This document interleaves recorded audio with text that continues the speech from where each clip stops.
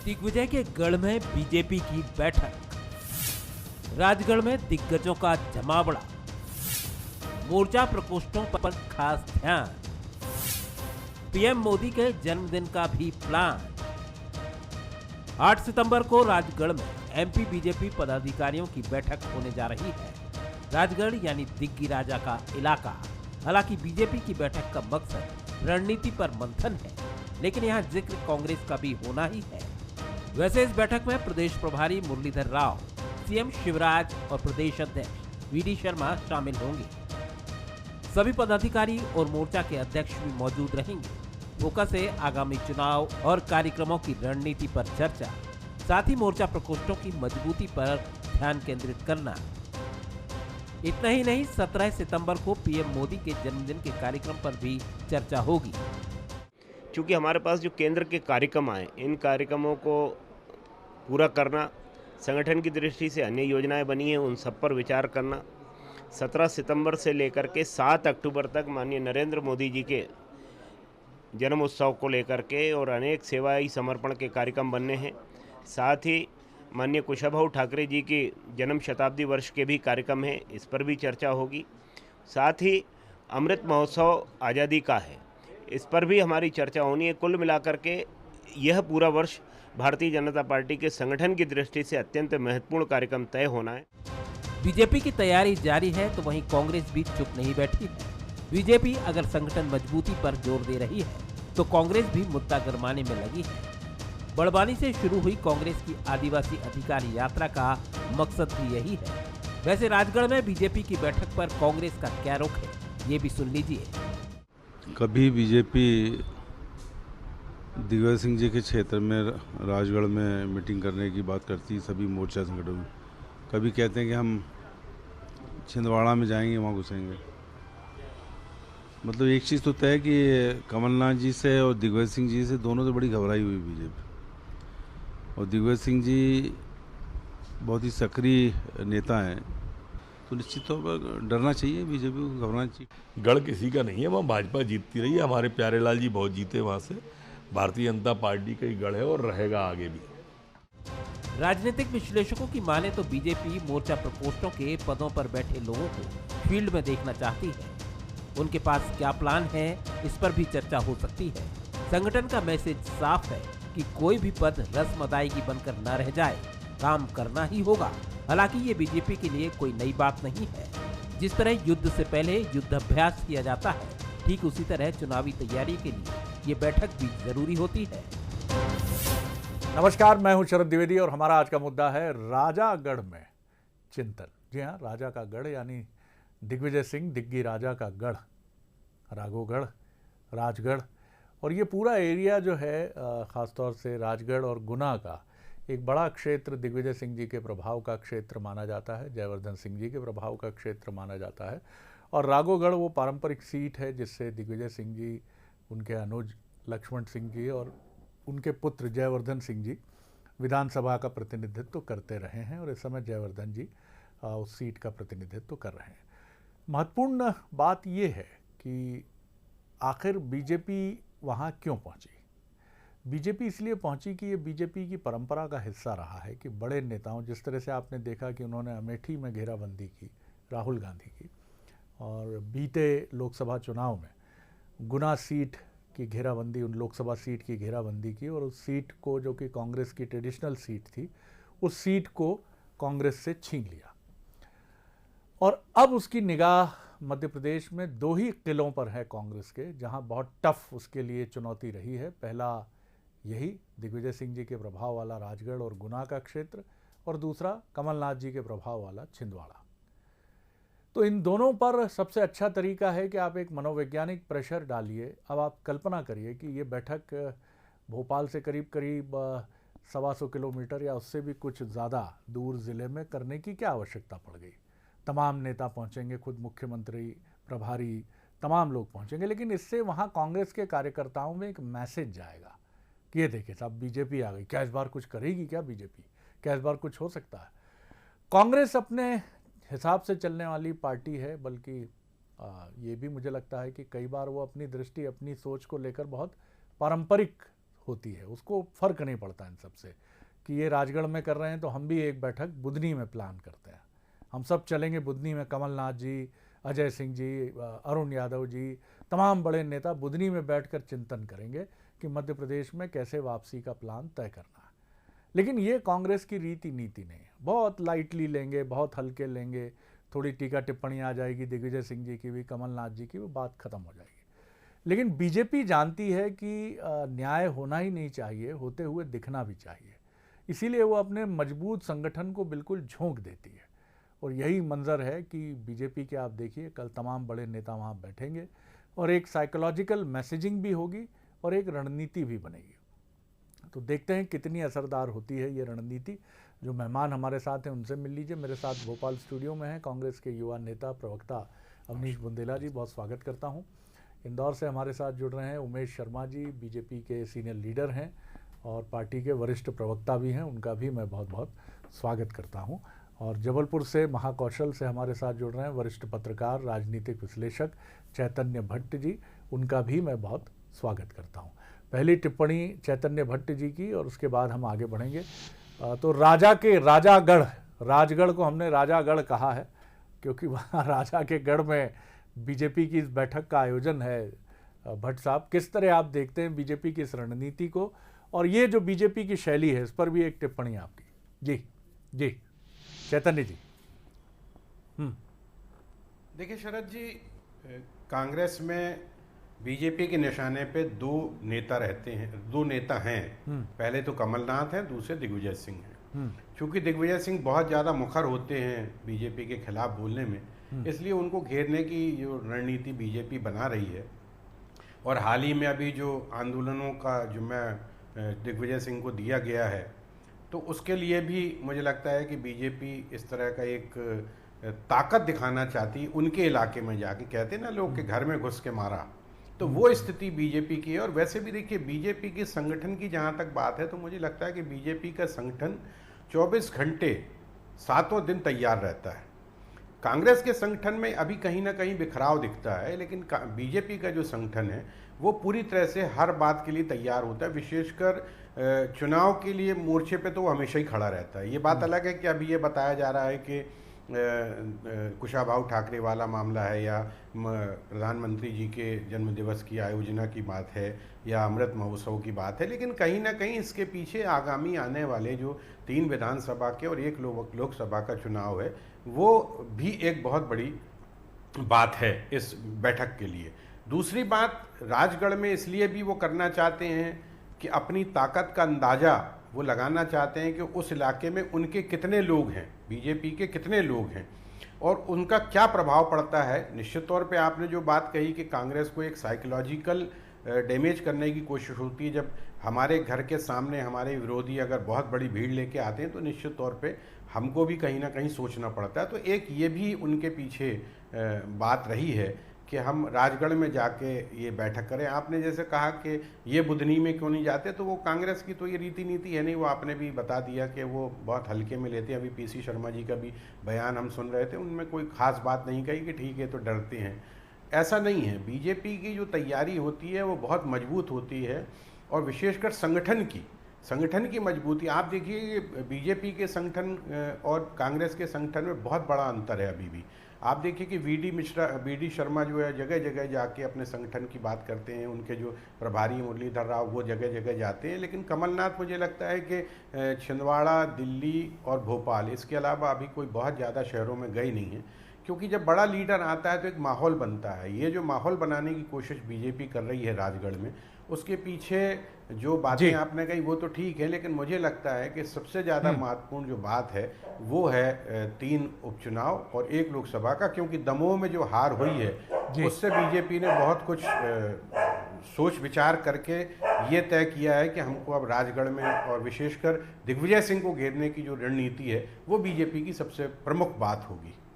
और जिस समय आप ये टिप्पणी कर रहे थे, एक श्वान महोदय भी सुर मिला रहे थे और ये इशारा भी कर रहे थे कि जागने का समय है। जी वो बहुत सतर्कता से और बहुत सक्रिय होकर आगे बढ़ने का समय। तो कई बार देखिए जो विचार आप रख रहे हैं उस पर जैसे प्रकृति भी अपनी मुहर लगाती है कि सावधान रहो, सतर्क रहो, प्रहरी कह रहा है कि जागने का समय। बिल्कुल सही बात जी। उमेश जी की तरफ मैं चलता हूँ। उमेश जी, कांग्रेस को जगा रहा है वो। जी जी, बीजेपी को आप बहुत अच्छे से समझते हैं, बल्कि बीजेपी को जीते हैं। आप उन वरिष्ठ कार्यकर्ताओं में से हैं, उन वरिष्ठ नेताओं में से हैं बीजेपी के, जो बीजेपी के साथ एक बहुत राग और अनुराग दोनों का बहुत गहरा संबंध रखकर चलने वाले कार्यकर्ता हैं। किस तरह आप देखते हैं बीजेपी की इस शक्ति को, जो संगठन के समन्वय से बढ़ती चली जा रही है, और निरपेक्ष मूल्यांकनकर्ता जो बीजेपी के पास हैं, संगठन और आरएसएस की पृष्ठभूमि से आने वाले पदाधिकारी, वो इसकी शक्ति में और बढ़ोतरी कर रहे हैं। बहरहाल, पहली टिप्पणी आपकी, राजागढ़ में पार्टी की ये संगोष्ठी। जी जी। एक तो शरद जी, जो आपने संकेत करा है संगठन को लेकर, तो हमारी भारतीय जनता पार्टी की बहुत स्पष्ट और दृढ़ मान्यता है कि संगठन की शक्ति ही वैभव का चित्र सजाती है। हम वैभव की जो कामना करते हैं, हम वैभव का जो आह्वान करते हैं, तो उस आह्वान में, उस कामना में हमको मालूम है कि संगठन की शक्ति का जागरण करना पड़ेगा। तो संगठन की शक्ति के इसी सामूहिकता के जागरण के लिए हम अहरनिश काम करते हैं, जो चैतन्य जी भाई साहब ने भी कहा है कि हम निरंतर काम करते हैं, एक बात। और दूसरा, हमारा ये भी मानना है शरद जी कि जिनके सैनिक शांति काल में ज्यादा पसीना बहाते हैं, उनको युद्ध काल में कम खून बहाना पड़ता है। तो हम अपने आप को दिन रात मांझते रहते हैं। तीसरी जो बात आपने कही है कि राजा के गढ़ में चिंतन, तो आप तो सदैव उदार रहते हैं और आपका स्वभाव है कि आप सबको अतिशय उत्साहवर्धन वाले शब्दों से अलंकृत भी करते हैं, उपमाएं देते हैं, पर हम उसको गढ़ नहीं मानते हैं। वो गढ़िया है हमारी दृष्टि में। ठीक है कि अब आपका घर वहां पर है, आपका कर्म क्षेत्र वो है, लगातार निरंतर आप वहां काम करते रहे हैं, तो एक वो पर्टिकुलर जो राजगढ़ और राघोगढ़ वाला क्षेत्र है, तो ऐसा माने जाना लगा। और वो भी इसलिए कि आपको अर्जुन सिंह जी की कृपा से मुख्यमंत्री बना दिया गया। ये बात अलग है, आज का विषय नहीं है कि कालांतर में आपने अर्जुन सिंह जी के साथ क्या करा। तो वो जो 10 साल आप मुख्यमंत्री रहे, तो आपकी उस शक्ति में बहुत इजाफा हो गया। तो वो हमारे मालवा में कहा जाता था कि भाई अपनी गली में तो हर एक आदमी जो है उसकी ताकत अतिरिक्त हो जाती है, बढ़ जाता है। तो इतना सा है एक बात। और मैं समारोप करता हूं शरद जी, हमारा राय बराबर भी इरादा वहां राजगढ़ की बैठक को लेकर ये नहीं है कि हम दिग्विजय सिंह जी को विचलित करना चाहते हैं। हमारा जरा सा भी इरादा ये नहीं है कि हम दिग्विजय सिंह जी के इस तथाकथित गढ़ के अंदर कोई हलचल पैदा करना चाहते। सामान्य प्रक्रिया है। भारतीय जनता पार्टी जैसे अन्य जिलों में इस प्रकार की बैठकें करती है। इंदौर में बैठक हो जाती है, हमारी खंडवा में बैठक हो जाती है, धार में बैठक हो जाती है। तो ये हमारी संगठन की सामान्य प्रक्रिया, और वो इसलिए करी जाती है कि हम कांग्रेस के किसी नेता को विचलित करने नहीं जाते हैं। हमारा जो कार्यकर्ता वहां निवास करता है उसको चैतन्य करने जाते हैं। उसको लगता है कि भारतीय जनता पार्टी का जो संत कुंभ है, उन संतों का पदार्पण हमारे जिले में हुआ है। तो हमारा कार्यकर्ता स्वाभाविक रूप से उत्साहित होता है, और उस कार्यकर्ता के अंदर जो उत्साह का संचार होता है, तो मुझे लग रहा है कि वो बड़े बड़े दुर्ग और गढ़ को ढहाने का काम करने में सफल हो जाता है। तो हम कोई दिग्विजय सिंह जी के गढ़ में कोई सेंधमारी करने जा रहे हैं या कोई उनको विचलित करने जा रहे हैं, ये उद्देश्य नहीं है। एक बात और संक्षिप्त में समाप्त करता हूं। इस बैठक का सामान्य उद्देश्य जो भगवान दास जी ने बताया, मैं उसको दोहराना नहीं चाहूंगा। जो आगामी कार्यक्रम आ रहे हैं, अब चूंकि हमारा मोर्चा और प्रकोष्ठ है, तो मोर्चे प्रकोष्ठ के कार्यकर्ताओं को वहां अपेक्षित करा गया है। तो मोर्चा और प्रकोष्ठ का जो हमारा कार्यकर्ता होता है, वो समय आने पर अंगद की भूमिका में भी होता है, समय आने पर हनुमान की भूमिका में भी होता है। तो जब ऐसा लगता है कि अब लंका में जाना है और दूत के नाते संदेश देना है, तो स्वाभाविक रूप से हमारे युवा मोर्चा याद आता है। तो हमको लगा है कि वहां पर जो हमारे अंगद और हनुमान है, उनके लिए राजगढ़ सबसे मुफीद जगह हो सकती है। तो अंगद की भूमिका का निरूपण भी वही कराएंगे और हनुमान की भूमिका भी निरूपण वही कराएंगे। बड़े रूपक, अनुप्रास, तमाम जो अलंकृत रूपक हैं हमारे और विश्लेषण है उनकी, बड़ी अच्छी सुंदर छटा दिखी आपके वक्तृत्व में। जी बुंदेला जी। शरद जी, भाजपा के 3 काम, भोजन, बैठक और विश्राम, यही है। क्योंकि जिस तरह की वर्तमान में प्रदेश में स्थितियां चल रही, ठीक है आप बैठक करिए, आपका संगठन, क्योंकि आप संगठन ही तो मजबूत करते हैं। इसके अलावा आप जनहित या जनता की परेशानी तो आप देखते नहीं हैं। आज ही हमने देखा खरगोन में क्या हुआ।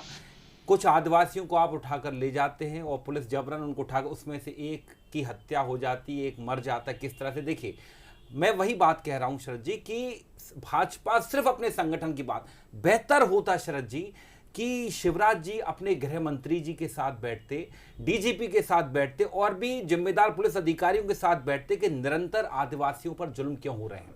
क्योंकि हमने नीमच में देखा आदिवासी को घसीटा गया, नेमावर में 5 लोगों को जमीन के नीचे गाड़ दिया गया। शिवराज जी गाड़ने की बात करते, वहां क्रिमिनल्स ने आदिवासियों को जमीन में गाड़ दिया। ठीक है, उसके बाद आप आए तो आपने देखा होगा, इसके बाद एक घटना बालाघाट में भी घटी। बिल्कुल उमेश जी, आता हूं इनका वक्तव्य पूरा हो जाए। वहां पर भी एक छात्रा को धारदार हथियार से, आदिवासी छात्रा को मार दिया गया। तो शरद जी सबसे बड़ी बात यह थी कि आप करिए संगठन की बैठक, आप संगठन की बैठक करिए, हम सड़कों पर हैं। मैं भी सुन रहा था चेतन भट्ट जी को, आदरणीय को मैं बताना चाहूंगा चेतन भट्ट जी को कि कल ही कमलनाथ जी ने आदिवासी सम्मान में जो एक बड़वानी में बहुत बड़ी एक यात्रा की रैली की, और इतनी बड़ी रैली थी कि उसके लिए कई आदिवासियों पर को आने से भी रोका गया, हजारों आदिवासियों को। और इसके अलावा मैं बताना चाहूंगा कमलनाथ जी तो वहां भी गए थे, कहां पर, जहां शिवपुरी ग्वालियर बेल्ट में जहां बाढ़ आई थी वहां भी गए थे। ये बात अलग है कि भाजपा के नेता मुख्यमंत्री तो वहां पिकनिक मनाने गए थे। तो मैं कहूंगा शिवराज जी को एक बैठक करना चाहिए जल संसाधन मंत्री के साथ, जो भी आपके पीएचई मंत्री हैं उनके साथ आपको बैठक करना चाहिए कि बांध क्यों टूट रहे हैं। फिर एक बैठक करना चाहिए आपको पीडब्ल्यूडी मंत्री के साथ कि निरंतर सड़कों की हालत प्रदेश की खराब क्यों हो रही है। फिर आपको एक बैठक करना चाहिए आपके एमपीवी मिनिस्टर जो ऊर्जा मंत्री हैं उनके साथ कि साहब ये लाइट की हालत क्यों, आप देखें आपकी 13 यूनिट आज बंद क्यों, प्रोडक्शन क्यों खत्म हो चुका है, जिससे कि लाइट की समस्या आ रही है, अघोषित कटौती हो रही है, अघोषित भी नहीं, तब कभी भी आप देखो लाइट, आज कोलार में 5 घंटे लाइट नहीं रही। मैं कोलार में ही रहता हूं शरद जी, तो मैं वही बात बताना, आप करिए बैठ के, मैं कह रहा हूं भाजपा का यही काम है। और ये तो महोत्सव बनाने वाली पार्टी शरद जी, इसने अभी हल कहा हम मोदी का जन्मोत्सव मनाएंगे। ऐसे में जन्मोत्सव, जब पूरा देश प्रदेश त्राहिमाम है, तीसरी लहर किसी भी समय आ सकती है। भले ही प्रदेश में अभी उसकी आहट कम है, लेकिन देश में तो हम देख सकते हैं तीसरी लहर ऑलमोस्ट आ चुकी है। तो आप ऐसे महोत्सव मनाएं। क्योंकि और सर जी एक बात बताऊं, ये जो संक्षेप में कर लें आप, तो मैं जवाब ले लूं जल्दी से उनका। बहुत अच्छी बात कहना चाहूंगा, बस मैं उत्तर समय चाहूंगा। अभी इन्होंने सैनिकों की बात कही थी कि शांति काल और ज्यादा खून नहीं बहाना पड़ेगा, तो मैं बताना चाहूंगा जो अलाउद्दीन खिलजी ले लें या और भी जो तानाशाह ले लें, उनने सिर्फ अपने सेनाओं को मजबूत किया है, इसमें आप हिटलर को भी जोड़ूंगा। लेकिन उन सेनाओं को मजबूत करने में जनता बिल्कुल त्रस्त हो गई थी, जनता भूखों मरने वाली स्थिति आ गई, जनता की चमड़ी निकाल के अपनी सेना को शरद जी मजबूत करते रहे। उमेश जी से मैं चलता हूं उमेश जी की तरफ। उमेश जी क्या जवाब आपका है? संक्षेप में आपकी टिप्पणी सुन लूं मैं, फिर उसके बाद चैतन्य भट्ट जी की तरफ चलूंगा। जी बताइए उमेश जी। उमेश जी जी केवल शरद जी 30 सेकंड में समाप्त करता हूं। बहुत सारे सुझाव भाई अवनीश जी ने दिए। मुझे लग रहा है कि मैं कांग्रेस के प्रवक्ता के बजाय मध्य प्रदेश के चीफ सेक्रेटरी की कोई सुझाव सुन रहा था। खैर मैं उसको दोहराऊंगा नहीं कि इनके साथ बैठक करना चाहिए, उनके साथ बैठक करना चाहिए। कमल बाबू ने अगर समय रहते ज्योतिरादित्य सिंधिया जी के साथ बैठक कर लेने का उपक्रम कर दिया होता तो मुझे लगता है कि आज ये नौबत नहीं आती। खैर वो मैं अवनीश जी के, चूंकि उनके विषय में बहुत भटकाव था, मैं उस पर बहुत ज़्यादा टीका टिप्पणी नहीं करूंगा। मुझे लग रहा है कि वो आउट ऑफ विषय थे, आउट ऑफ सब्जेक्ट थे। केवल एक छोटी सी बात करके मैं चैतन्य जी को सुनूंगा, वो बहुत धीर गंभीर है और बहुत अच्छी बात करते। जो आज बाकी के पुराने घटनाक्रम पर नहीं जाऊंगा, बिस्टान का घटनाक्रम, चूंकि बड़े चैनल पे हूँ, जो आरोपी है वो आदिवासी वर्ग से है, जो फरियादी है वो भी आदिवासी वर्ग का है, जो जांचकर्ता थाना प्रभारी है वो भी आदिवासी वर्ग के हैं, जो डीएसपी पुलिस वहां पर है वो भी आदिवासी वर्ग के हैं। शरद जी बहुत विस्तार में नहीं जाऊंगा। 12 आरोपी थे, लूट का मोबाइल दर्ज हुआ है, पैसे दर्ज हुए, जिस लड़के के साथ लूट हुई थी वो भी आदिवासी था। तो उसके घटनाक्रम आज का विषय नहीं, इसलिए दोहराऊंगा नहीं। मैं तो केवल समाप्त करता हूं कि हमारा तो निवेदन इतना सा है कि हम अपने मोर्चा प्रकोष्ठों को लेकर कल वहां जा रहे हैं और वहां पर भारतीय जनता पार्टी की केसरिया छटा है, वो हम चारों तरफ बिखेरने का प्रयास करेंगे। हम भी अपने मोर्चा प्रकोष्ठों के नौजवानों को बताना चाहते हैं कि तुम चांदी का चम्मच लेकर पैदा हुए जयवर्धन सिंह नहीं हो, तुमको मैदान में उतरना है और लड़ना है, ताकि आने वाले समय में जो चांदी के चम्मच लेकर जयवर्धन जैसे नौजवान राजनीति की केंद्र बनना चाहते हैं, इनको रोकने की जिम्मेदारी तुम्हारे कंधों पर है। चलिए मैं आऊंगा बुंदेला जी आपकी तरफ। पहले मैं एक टिप्पणी लेना चाहूंगा चैतन्य भट्ट जी की। 2 पार्टियां, 2 अलग राजनीतिक संस्कृति, 2 अलग विचारधाराएं, बहुत स्पष्ट है चैतन्य जी। बीजेपी का हर काम बड़ी नफासत से, मुझे अच्छे से याद है कि 2015-16 में नरेंद्र सिंह तोमर जी से जब बंसल न्यूज़ ने बात की थी, उन्होंने कहा मैंने सुझाव दिया है केंद्रीय संगठन को कि संगठन वर्ष मनाएं। आप देखिए कि बीजेपी संगठन के महत्व को कितना समझती है, और फ्री फ्लो की पार्टी है कांग्रेस, वो अलग अलग दृष्टि रखती है। लेकिन फिर भी आप किस तरह से देखते हैं ये अंतर, कांग्रेस चाह कर भी आज अपनी उस स्थिति को उस लेवल पर नहीं ले जा सकती है, और उसके लिए मैं कमलनाथ जी को या मध्य प्रदेश के नेताओं को जिम्मेदार ठहराने के बजाय अगर कहीं मैं देखूंगा उम्मीद से, तो मैं पार्टी आलाकमान की तरफ देखूंगा, जहां अभी बिखराव की स्थिति भी नजर आती है, और अभी तक ये तय नहीं हो पाया है कि राहुल जी कब फुल फ्लैश्ड राष्ट्रीय अध्यक्ष का दायित्व तो संभालेंगे, उसमें कौन सी बाधा है। जी जी चैतन्य जी। नहीं, देखिए शरद जी, ये बात तो सही है कि जो संगठन होता है वही आपको सत्ता में पहुंचाता है। अगर आपका संगठन मजबूत नहीं है, अगर आपकी सेना मजबूत नहीं है, तो आप किसी भी राजा से अगर लड़ने जाते हैं तो आपको हार का सामना करना पड़ेगा। इसलिए सेना को बहुत मजबूत बनाना ये किसी भी राजा के लिए सबसे ज़्यादा महत्वपूर्ण बात होती है। इसमें कोई संदेह नहीं है कि बीजेपी अपने संगठन पर बहुत ध्यान देती है, केंद्रीय नेतृत्व भी ध्यान देता है, लगातार उसकी मॉनिटरिंग करता है कि संगठन क्या कर रहा है। कांग्रेस के संग दिक्कत वही हो रही है कि एक तो ऊपर आला कमान कोई निर्णय नहीं ले पाता किसी चीज़ में, बहुत लंबा लिंगर ऑन चलता रहता है। दूसरी बात, जैसा कि अभी उमेश जी ने भी कहा कि जब हम कोई वहाँ पे जाते हैं, बड़े नेता जाते हैं या हम कोई बैठक करते हैं, तो वहाँ के कार्यकर्ताओं में एक उत्साह का सृजन होता है जी। और जब कोई बड़ा नेता आता है तो निश्चित तौर पे वहाँ के जो कार्यकर्ता हैं उनमें वो उत्साह का वातावरण बनता है, होर्डिंग लगते हैं, पोस्टर लगते हैं, भीड़ होती है, लोग जुलूस की शक्ल में वहाँ पहुँचते हैं, तो शहर में भी एक माहौल बनता है। उससे भी आपकी वोटों की जो राजनीति है वो पक्की होती है। लेकिन दिक्कत वही हो रही कि अगर ठीक है, मान लीजिए कमलनाथ बहुत व्यस्त नेता हैं, तो दूसरे दीगर नेता भी तो हैं, दूसरी श्रेणी के भी तो बहुत से युवा नेता हैं कांग्रेस के, उनको प्रदेश में तूफानी दौरा करना चाहिए। अभी तो बहुत से मुद्दे हैं बीजेपी के खिलाफ जिनको वो गाँव-गाँव में जाके, शहर में जाके उन मुद्दों को लोगों के सामने रख सकते हैं, चाहे वो बेरोजगारी का मुद्दा हो, चाहे पेट्रोल का मुद्दा हो, चाहे महंगाई का मुद्दा, बहुत से मुद्दे हैं। लेकिन मुझे लगता है कि कांग्रेस इसमें कहीं ना कहीं विफल हो जाती है। हाँ बुंदेला जी, यही बड़ा सवाल है कि ये जो अदृश्य जंजीरें हैं ये क्यों बंधती हैं कांग्रेस के पैरों में। ना राहुल गांधी मध्य प्रदेश आते हैं, आप बताइए मुझे उनका रिसेंट दौरा 2018 के बाद का, अब हम छत्तीसगढ़ का सुन रहे हैं कि वो वहाँ आने वाले हैं, लेकिन मध्य प्रदेश से ये दूरी क्यों। देखिए शरद जी, सबसे बड़ी बात मैं एक बात बताऊं, अभी मैं सुन रहा था चेतन भट्ट जी को, मैं बताना चाहूँगा आज ही काला पीपल में जीतू पटवारी, कुणाल चौधरी ने एक बहुत बड़ी किसान रैली की, महंगाई के खिलाफ भी प्रदर्शन किया। कल पीसी शर्मा जी इसी भोपाल में भी एक बड़ी रैली करने वाले, एक बड़ा प्रदर्शन करने वाले हैं, पूरा उनका रोड मैप तैयार है। हम निरंतर शरद जी महंगाई के खिलाफ सड़कों पर है। आप देखें महिला कांग्रेस का एक अलग उनका भी प्रदर्शन हुआ, युवा कांग्रेस का आप देखें 6,500 कार्यकर्ताओं पर शरद जी अब तक FIR हो चुकी है। जी का मैं उस बात पर शक्ति में बांधने वाले किसी युवा या वरिष्ठ नेता के दौरे से आज शरद जी मैं क्या कह रहा हूं, देखिए हम सदैव सकारात्मक संगठन की और हम सदैव उसकी ओर ध्यान देते हैं। हम ये मानते हैं देखिए संगठन मजबूत, हमारा संगठन आपको लगता है हमारा संगठन अपने आप में पर्याप्त है, मजबूत है, क्योंकि हमने देखा हम इतने बड़े बड़े प्रदर्शन करते हैं, उसके बाद शिवराज सरकार और पूरी भाजपा घबरा जाती, अचानक अपनी एक जन आशीर्वाद यात्रा लेकर आती, ऐसे में जस्ट 18 घंटे 12 घंटे प्लान कर लेती है।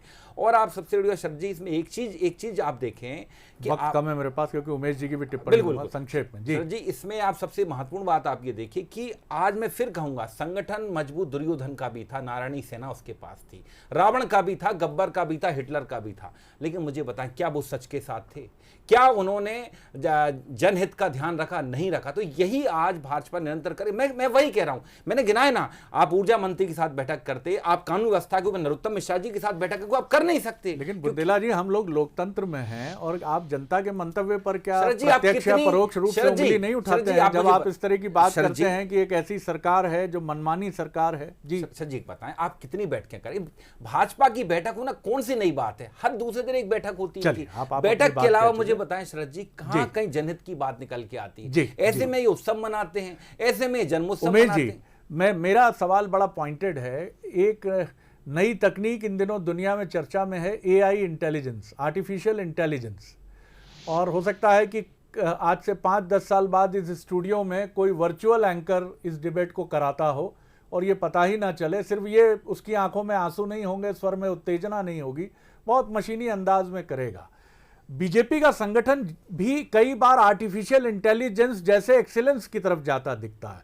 हर काम परफेक्ट हो रहा है, मशीन से हर चीज ठीक निकल रही है, लेकिन कार्यकर्ताओं की संवेदना, कार्यकर्ताओं को कुशाभाऊ ठाकरे की तरह प्रेम, लावण्य और स्नेह की छांव में रखना, इन सारी चीजों का ध्यान रखना भी बहुत जरूरी है। आप बहुत विज्ञ कार्यकर्ता हैं, संवेदना से भरे पूरे हैं, इसलिए एक गंभीर टिप्पणी की अपेक्षा अवश्य है। जी उमेश जी। शरद जी, भारतीय जनता पार्टी का संगठन का निर्माण जिन परिस्थितियों में हुआ है, उन परिस्थितियों में ही भावुकता थी। हम जीवन पर्यंत, हमारी राजनीतिक आयु कितनी भी हो जाएगी संगठन की, हम कभी संवेदना शून्य हो ही नहीं पाएंगे।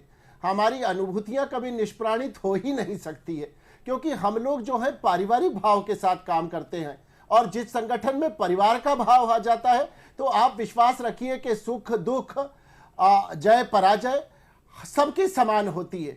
तो भारतीय जनता पार्टी कहीं राई बराबर भी किसी चुनाव में पराजित होती है या उसको क्षति होती है, तो एक एक कार्यकर्ता का मन जो है वो भावविहल हो जाता है, हम उद्वेलित हो जाते हैं, वो हमारी पराजय हो जाती है। और ऐसे किसी कार्यकर्ता पर कोई पीड़ा आती है या किसी कार्यकर्ता पर कोई व्यक्तिगत संकट भी आता है, तो संगठन में काम करने वाले जो हमारे वरिष्ठ जन हैं, उनकी संवेदना भी हमारे प्रति उतनी ही चैतन्य होती है, झनकृत होती है, संवेदनशील होती है। तो हमारा संबंध संगठन से, हम गर्भनाल से जुड़े हुए हैं। ये हमारा संगठन जो है, हम उसके गर्भनाल से जुड़े हुए शिशु हैं, और जैसे एक शिशु और एक माता का संबंध होता है, वैसे ही भारतीय जनता पार्टी के कार्यकर्ता और भारतीय जनता पार्टी के संगठन का है।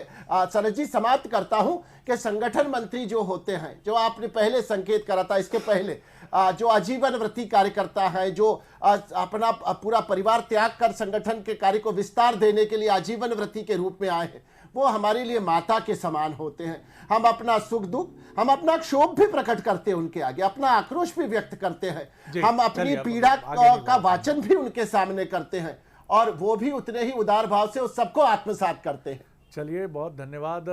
एक विषयांतर जरूर कर रहा हूँ, लेकिन अच्छी हिंदी सुनना, बहुत हिंदी के गर्भनाल से जुड़ा व्यक्ति हूँ और हिंदी प्रदेश में ही जन्मा हूँ, और वो भी देश का हृदय प्रदेश है, तो बहुत आनंद आता है। तमाम ये जंग, ये लड़ाई जारी रहेगी और जारी रहनी चाहिए। दो अलग विचारधाराओं का संघर्ष है ये, और गरिमा से चले, आगे बढ़े, इसी में लोकतंत्र की भी शुभता है। दोनों ही दलों को बहुत बहुत शुभकामनाएं। लेकिन इतना अवश्य है कि कुछ मूल्य और कुछ मर्यादाएं हैं जिनका ध्यान रखना बहुत ज़रूरी है। बहुत धन्यवाद उमेश जी, धन्यवाद बुंदेला जी, धन्यवाद चैतन्य भट्ट, नमस्कार।